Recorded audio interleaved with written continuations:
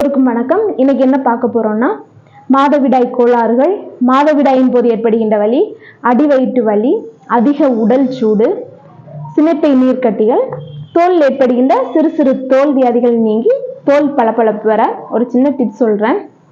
முதல்ல அதுக்கு தேவையானது என்னன்னா, செங்கற்றாழை. அது கிடைக்காத பட்சத்துல நார்மல் கற்றாழை எடுத்துக்கோங்க.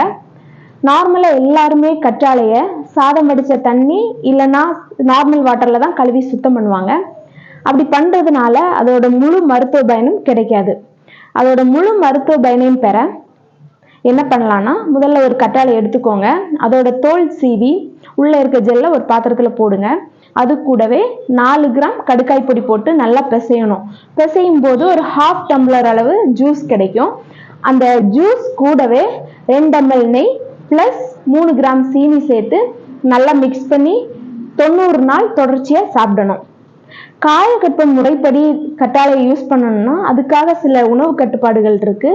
அந்த உணவு கட்டுப்பாடுகளோட நம்ம பயன்படுத்தும் போது தான் அதோட உன்னத பயனை பெற முடியும்.